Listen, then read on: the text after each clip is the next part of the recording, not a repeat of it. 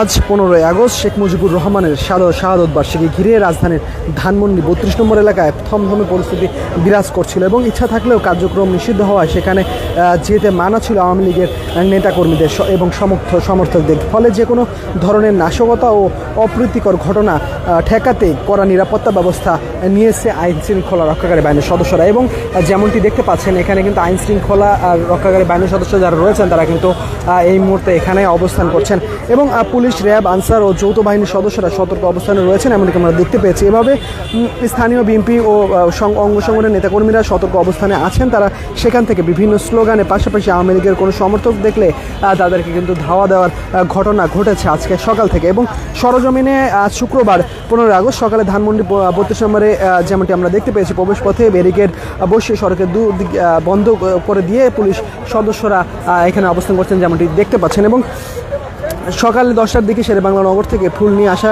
আসে এক নারী এবং ধানমন্ডি 32 নম্বরে প্রবেশ বাধা দেয় পুলিশ সদস্যরা। এবং হালিমা নামের ওই নারী নিজেকে আওয়ামী লীগের কর্মী দাবি করে বলেন শেখ মুজিবের পরিবারের সদস্যদের শ্রদ্ধা জানাতে এসেছেন তিনি। তবে উপস্থিত উত্তেজিত জনতা ঘিরে ধরলে পুলিশ দ্রুত তাকে রিকশায় এলাকা ত্যাগ করতে অনুরোধ করেন। পুলিশ ও প্রত্যক্ষদর্শীরা জানান ওই নারীসহ আরও অন্তত 15 জন সকালে শোক জানাতে এসেছিলেন। তাদের কাউকেই ভিতরে প্রবেশ করতে দেওয়া হয়নি। শুক্রবার সকাল থেকে কয়েকজন ব্যক্তি ধানমন্ডি 32 নম্বরে শ্রদ্ধা জানাতে আসলে তবে স্থানীয় বিভিন্ন দলের নেতাকর্মীদের রোষানলে পড়ে তারা এবং বাকবিতণ্ডার এক পর্যায়ে পুলিশ তাদের সেখান থেকে সরিয়ে দেয়।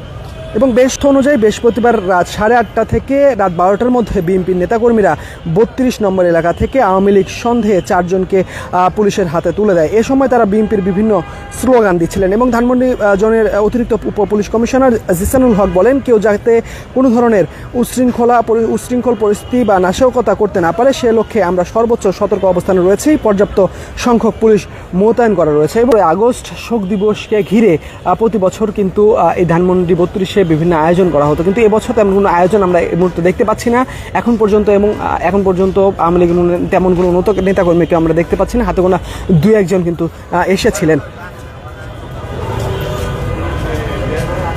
32-এর যে বাসভবন রয়েছে সেই বাসভবনের সামনেও কিন্তু কজন পুলিশ সদস্য কিন্তু রয়েছেন। পুলিশ, র্যাব, আনসার ও যৌথ বাহিনীর সদস্যরা সতর্ক অবস্থানে রয়েছেন।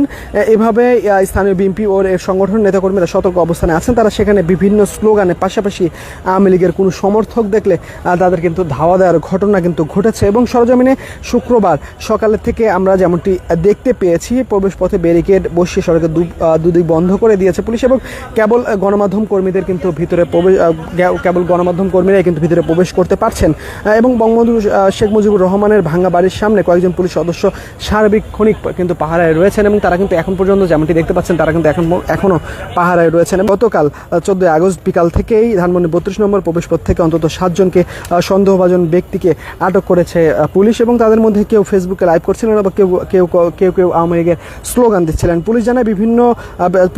পুলিশ জানিয়েছেন নিষিদ্ধ আওয়ামী লীগ এবং নিষিদ্ধ ছাত্রলীগের কেউ যাতে প্রবেশ করতে না পারে সে বিষয়ে তারা কঠোর অবস্থানে রয়েছেন। সম্ভাব্য নাশকতা ঠেকাতে সর্বোচ্চ সতর্ক অবস্থান করা হচ্ছে। এবং পুলিশের তথ্য অনুযায়ী বৃহস্পতিবার রাত 8:30 থেকে রাত 12টার মধ্যে বিএনপি নেতাকর্মীরা 32 নম্বর এলাকা থেকে আওয়ামী লীগ সন্দেহে 4 জনকে পুলিশের হাতে তুলে দেয়। এ সময় তারা বিএনপির বিভিন্ন স্লোগান দিচ্ছিলেন এবং ধানমন্ডি জোনের অতিরিক্ত পুলিশ কমিশনার জিসানুল হক বলেন কেউ যাতে কোনো ধরনের উদ্বুদ্ধ পরিস্থিতি বা নাশকতা করতে না পারে সে লক্ষ্যে আমরা সর্বোচ্চ সতর্ক অবস্থানে রয়েছে এবং পর্যাপ্ত সংখ্যক পুলিশ মোতায়েন করা হয়েছে।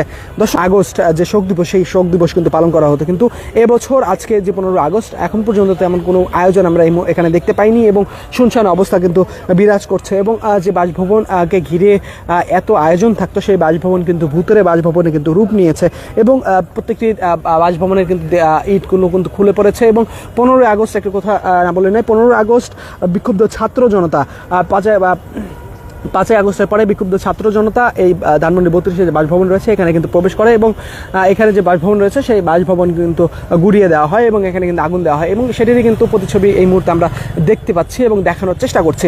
এবং এখানে যে বাসভবনে প্রবেশের মুখে যে গেট ছিল, পিলার ছিল, সেটিও কিন্তু গুড়িয়ে দেওয়া হয়েছে, ভেঙে ফেলা হয়েছে।